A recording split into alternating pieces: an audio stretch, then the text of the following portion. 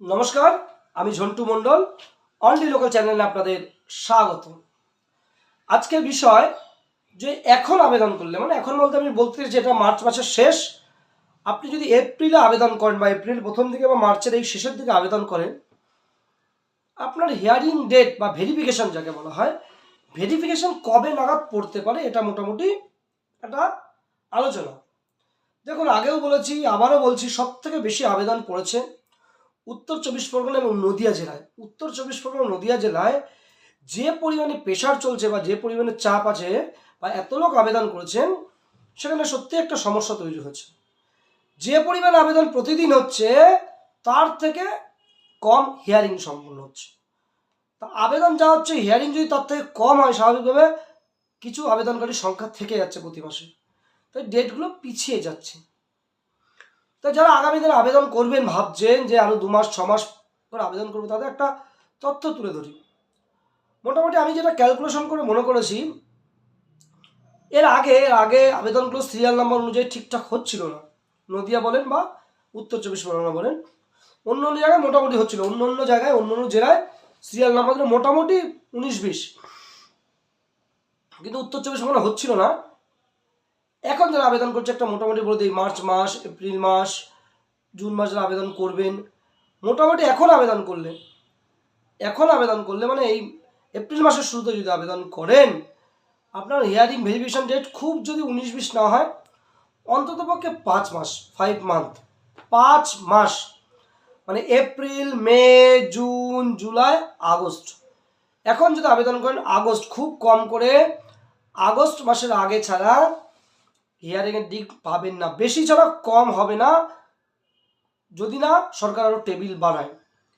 আর কিছু তাদের ক্যালকুলেশন আছে টেবিল চেঞ্জ করার, সেটা যদি না হয়, এখন যারা আবেদন করছেন মোটামুটি ধরে রাখেন আগস্ট মাসের আগে কোনো সম্ভবই হবে না। আপনি বলতেন ও এতদিন, তাহলে আবেদন করে কী লাভ? করবেন না। আপনার প্রয়োজন না হলে করবেন না, প্রয়োজন হলে করবেন, এই তো। প্রতিদিন পিছিয়ে যাওয়া মানে, একদিন আপনি পিছিয়ে যাওয়া মানে হিয়ারিংয়ের ডেট আরও 5 থেকে 6 দিন পিছিয়ে যাওয়া।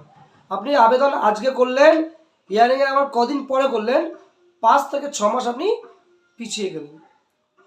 তাই যারা আবেদন করবেন ভাবছেন বিভিন্ন জেলায় বিভিন্ন জায়গায়, অন্তত উত্তর চব্বিশ পরগনা এবং নদিয়া, তাদেরকে সাজেশন দেব, তাদেরকে অবশ্যই তারা কিন্তু আবেদন করে ফেলুন।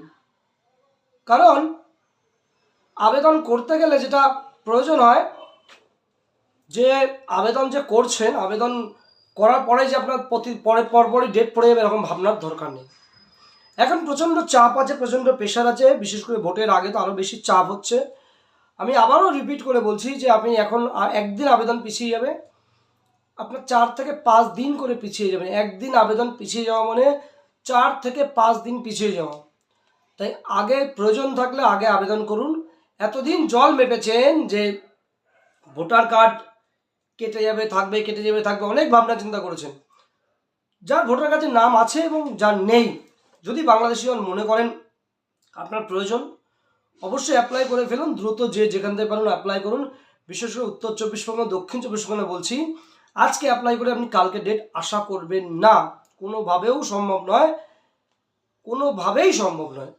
কারণ একটা ক্যালকুলেশন নিয়ম আছে কিভাবে ডেটগুলো পড়ে, অন্য একটা ভিডিও আরেকবার বুঝিয়ে দেবো, আর বারংবার বোঝাবো।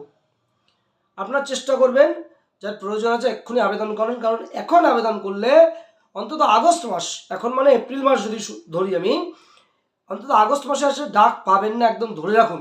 সেই ভাবনা চিন্তা করে আপনি অ্যাপ্লাই করুন। কারণ আজকে অ্যাপ্লাই করেই কালকে হিয়ারিং ডেট পড়ছে না করে চিল্লানোর বা চিন্তার কোনো প্রয়োজন নেই। এবং আপনি মোটামুটি একটা আন্দাজ করে দিতে পারবেন, মোটামুটি জানুয়ারি মাসে যারা ফর্ম ফিল আপ করেছিল, জানুয়ারিতে যারা ফর্ম ফিল আপ করেছিল, আজকে হলে একদম মার্চ মাস শেষ হয়ে গেছে, তারা কিন্তু অন্তত মে মাসের আগে ডেট কিন্তু পাবেন না। ঠিক এই ক্যালকুলেশনে বলছি, 5 মাস 6 মাস পিছিয়ে যাচ্ছে, প্রতি অ্যাপ্লাইয়ের পিছিয়ে যাচ্ছে। তা যাদের প্রয়োজন, উত্তর চব্বিশ পরগনা নদিয়া বিশেষ করে, তারা দ্রুত অ্যাপ্লাই করুন। অন্য জেলাতে একই নিয়মে হচ্ছে, অন্য জেলাতে তো আরেকটু শর্ট হবে, কিন্তু একদম শর্ট সহজে এরপরে হবে না। এটুকু বলে সকলকে এই তথ্যটা দিলাম যে এখন অ্যাপ্লাই করলে কী সুবিধা পেতে পারেন, এটুকু বলে সকলকে প্রণাম জানিয়ে আমার এই ভিডিও শেষ করলাম। প্রত্যেকে ভালো থাকবেন। আর একটা কথা, উদ্বাস্তু মানুষের জন্য যেসব বিধায়ক লড়াই করেছেন, অসীম সরকার, স্বপন মজুমদার, সুব্রত ঠাকুর, অশোক কীর্তনিয়া, এনাদেরকে বিপুল ভোটে জয়যুক্ত করুন। উদ্বাস্তু মানুষের বন্ধু, এনারাই প্রকৃতপক্ষে আপনাদের হয়ে লড়াই করেছেন। এটুকু বলে সকলকে প্রণাম জানিয়ে শেষ।